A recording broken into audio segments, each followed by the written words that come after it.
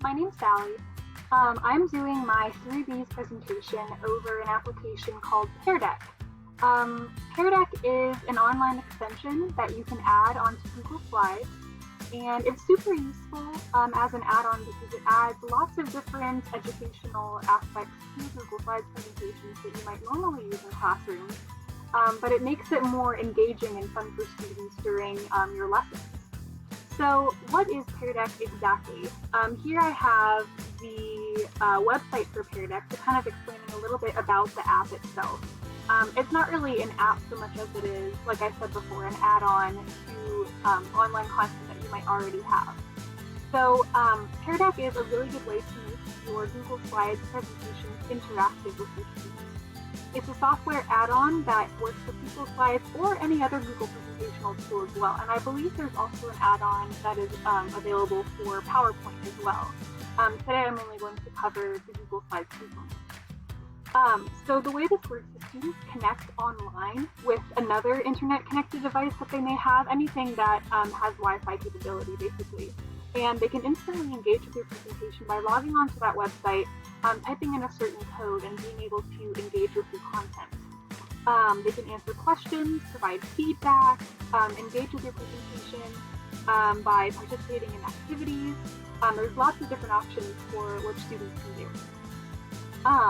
I really like how here it describes the app as a really fast way to transform presentations into classroom conversations. I think that this app is really useful for adding in formative assignments along the way, which are super good for gauging student understanding as well as their knowledge and their progress with the lesson as well. So here's a little infographic on how you set that up. I'll explain this later as well in my presentation, but like I said, it's an add-on. You can use it to edit pre-existing presentations that you already have, or you can use it to make a completely new presentation. There's different prompts you can use as well for before a lesson, during a lesson, or even after, which is a really good way to track student understanding throughout the lesson as well and see what they're learning in real time. So like I said, you have the options for bell ringers, comprehension checks during the lesson, as exit slips when students leave. And as you advance the slides, students will be prompted to answer your questions in real time. You can also anonymously display their answers on the projector, which creates a safe environment for students to be able to share their ideas and encourage discussions without fear of looking stupid or not wanting to give the wrong answer or anything like that. So yeah, those were a few of the reasons why I really enjoy Pear Deck. And here I'm going to show you a little bit more on how to use it. So after you download the Pear Deck extension, it'll take you to the home page, which I have here. So if you want to start making your own presentation, you click here, Pear Deck for Google Slides, and create a lesson. You don't even have to create a whole lesson if you don't want to. There's also an option, which you might have seen before, about Google pop-ups, where you can use some of these prompts just as like single things to throw up on the projector, and it's like single questions that students can answer instead of having to like put it on a whole presentation. Oh, and so here is the prompt slide for the first slide that you might have for a brand new presentation if you wanted to go that route. I started another one here already, which I forgot about.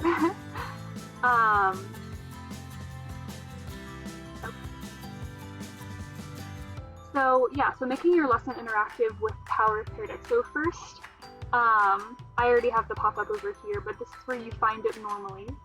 You'd go to Add-ons, Pear Deck for Google Slides, open Pear Deck, and then that little bar would open there on the side, and it has all the options for you to be able to use Pear Deck interactivity with your lesson. So some of the features that it has here on the side is a template library, which is actually really helpful. They have a lot of pre-made slides that you can use. I'll show you a couple of examples that I really enjoy. So for the beginning of a lesson, for example, if you wanted to include a bell ringer for when students walk in. You have lots of options here. Students can write down answers. There's options for drawing, dragging as well, different sorts of prompts. we'll click this one, and I'll show you how it works later when I do a mock presentation for you. But so for this slide here, which should have popped up, hopefully, oh, there we go. Okay, so here's an example of a bell ringer you might have with Google Slides. When students see this on the projector, they would be able to take out their phones, go ahead and log on to the link that would already be on the projector screen, and answer whatever question you might have. So, for example, what is one thing you learned yesterday that you would like to learn more about? So that's an example of a bell ringer you might want to have at the beginning of class. And I'll show you how that looks on the phone in a second as well. So in addition to having things before lessons, you could also have prompts that come up during your lesson in between slides that you might already have. Here's another example that I really enjoy. This is a multiple choice option. So for this specific one, it's true and false. You can change it to have as many different answers as you want. I think that true and false is a really good way to start. So, for example, you could say, the sky is blue. And then students on their phones will be able to answer true or false based on the prompt that you have up there on the screen. There's also other options that you have for prompts you can do during lessons. For example, different learning development questions for critical thinking or social emotional learning, lots of options there. One that I really like here is this making connections one. This is a drawing slide. So you have the prompt up on the board, and then students also have the same slide pop up in their phones, and they're able to draw with their finger or with a stylus, whatever you have with the classroom devices that you're using. Again, really adaptable. You can do pretty much anything you want with the slide. But I like the creative component of it a lot. It's not just like a texting answer or something that is written. There's also pre-made slides for different content areas as well. The example questions are kind of for any sort of content that you would like to use it for. Here I'll use a world language example that I think is really useful. So yeah, for example, locate 3 Spanish-speaking countries. In my case, it would be German-speaking countries, but again, you can use it for pretty much anything. And with this one here, you drag and drop the icon. There will be one of those at the bottom of the screen will appear for students, and they can drag their cursor onto the country that they want to indicate, and it'll pop up for them that way. Yeah, and then as well as during the lesson, there's also ones for afterwards. For example, here, in 1 minute, write something that you think was most important. The most important takeaways from today's lesson would be a really good example of an exit slip that you could do with Google Slides. And students would write it in and send it on their phones, and then they don't even have to drop anything off the door. It's already all in the system, and you can look at those later after students have already left. So, and then again, so this is one that I've already made, but if you wanted to add in some of these interactive slides into presentations that you already have, for example, this is one that I've worked on a while ago.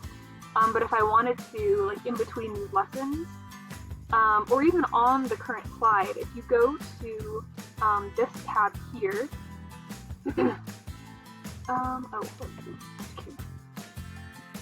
so ask students a question. Clicking any of these buttons here will ask students a question on the slide that's already up. So, like for example, if I had a text question, you could add that, and students would get a specific prompt up on their screens about the information that you already have up on the slide. So you don't have to change anything that you already have. It goes ahead and goes off of what is already created for your content. So that's just an example. Okay, now I will show you real quick how to actually use this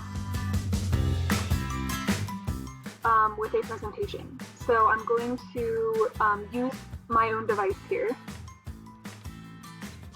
And here, again, you have the option as well of choosing whether you want your lesson to be student-paced or instructor-paced.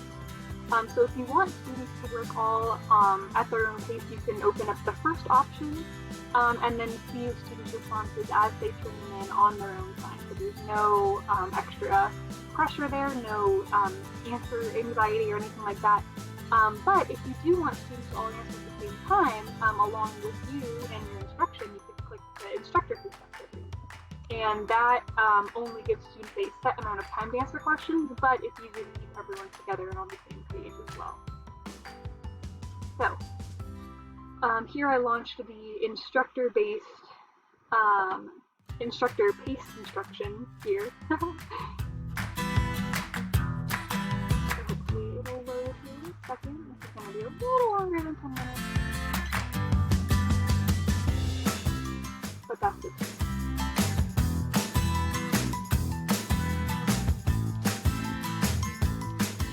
Okay, so when you do actually begin your lesson, you'll have a pop-up screen like this. That's the code that students go to in order to join your lesson.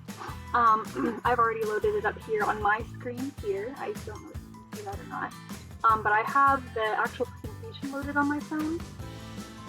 And then when I start class here, I can interact with the slides if I want to. So like with this question here, for example, here at the bottom of my screen, I have the option to answer the question that's been posed. So one thing I learned yesterday that I'd like to learn more about, so I would answer that question and send it in for the teacher to view later. So like here with the true and false, I can select that. The sky is blue, that is true, so I will answer true. And those results will pop up later for teachers to review.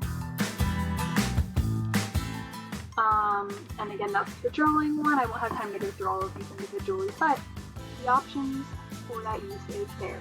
Okay, so with this presentation, I will go ahead and explain a little bit about the strengths and weaknesses of Pear Deck and also what I think would be really useful for classroom applications as well. So some of the really good things that I do like about Pear Deck is that it is a very appealing and engaging presentation platform. It just looks really cool, it's fun to use, it does keep students entertained, so there's always those factors that are very beneficial. Also, the collection of on-the-spot data is really, really useful because you can tell in real time how students are feeling, how they're understanding your material. And you don't have to wait until grading homework, a couple days later to see whether students really understood what you were teaching them. And for that reason, it's also a great for formative assessment. It's really adaptable for your lessons as well. And so not just for use in the world language classroom either, it can really be used for any teacher with any content anywhere in the school. And the best thing, or one of the best things too, is that everything is documented for later use. So even when you're done with the lesson, all the answers, all the feedback that you receive will be stored on your Google Pear homepage that I showed you earlier. And you can view any of that content later as well. Some of the negatives is that there is a lack of built-in follow-ups to student answers. So like when students do provide their answers to you, there's not really a lot that you can do to interact with those answers. So like no correction abilities, you just kind of like present what you've been given, and if you want to talk about it, out loud at the class, you have the option to do that, but there's nothing online for manipulation with that. There's also not a lot of collaborative features, so for group work it's not the best. It really is just individually based, as long as every student has their own device, which can also be an issue as well, lack of access and whatnot. And then it does take a minute or two to make your own material, but the templates are really great to use, so I would recommend using that, or using Google Slides, or Pear Deck on a presentation you already have. So some things that I think would be really fun to use for Pear Deck, I sort of explained before as well. You can use bell ringers, exit slips, ongoing comprehension checks as well. But some of these other examples are cool things you can do with Pear Deck as well. So I really hope that you enjoyed my presentation. I hope that it was informational and interesting. And if you have any questions about any of this, let me know. Send me an email, whatever. But yeah, thank you very much.